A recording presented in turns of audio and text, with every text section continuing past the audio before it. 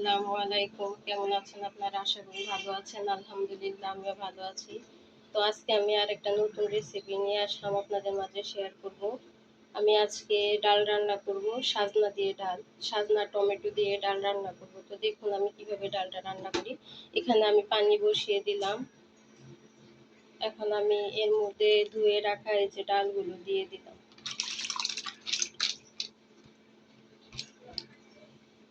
এর মধ্যে আমি হালকা একটু লবণ দিয়ে দিব যাতে ডালটা সিদ্ধ হয়, তার জন্য আমি পরিমাণ মতো লবণ দিয়ে দিলাম। আমার ডালটা সিদ্ধ হতে থাকুক, আপনারাও দেখতে থাকুন। তো আমার ডালটা বলক এসে গেছে। এখন আমি এর মধ্যে টমেটোগুলো দিয়ে দিব। ওটা টমেটো কেটে রেখেছি, এই যে টমেটোগুলো দিয়ে দিলাম।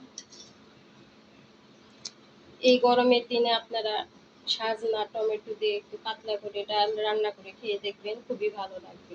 তো আমি এই যে টমেটো দিয়ে দিলাম, এখন আমার ডালটা হতে থাকবে।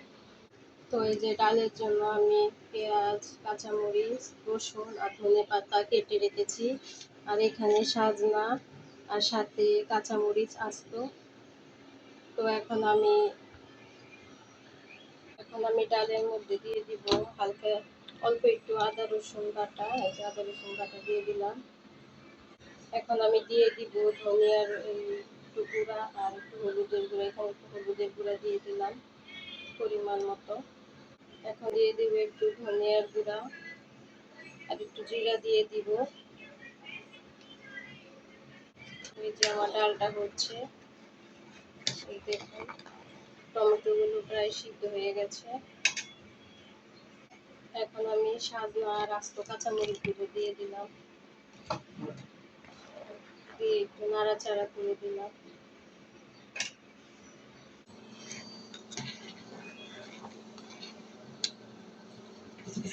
এখন আমি ডালের মধ্যে ধনেপাতা দিয়ে দিব, কেটে রেখেছিলাম। তো এই যে ধনেপাতাগুলো দিয়ে দিলাম।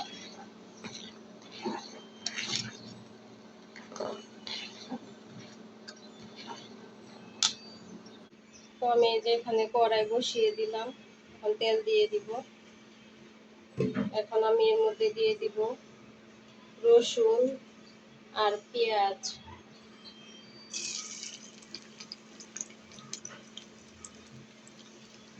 পেঁয়াজ আর রসুন দিয়ে দিলাম, আর কয়টা কাঁচামরিচ আমি ডালে দিয়ে দিব। এখন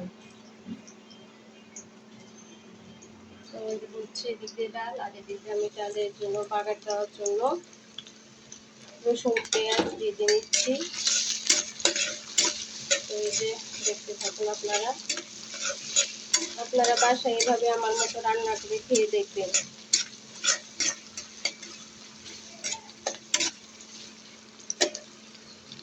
তো এই যে আমার পেঁয়াজটা ভাজা হচ্ছে, বাগার দিব ডালটা। জানি না আমার ভিডিও আপনাদের কেমন লাগে, যদি ভালো লাগে তো অবশ্যই আপনারা দেখবেন।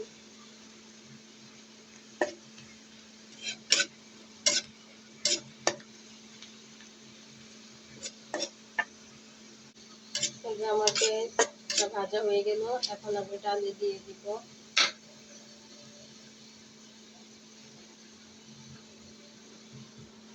ডালে দিয়ে দিচ্ছি।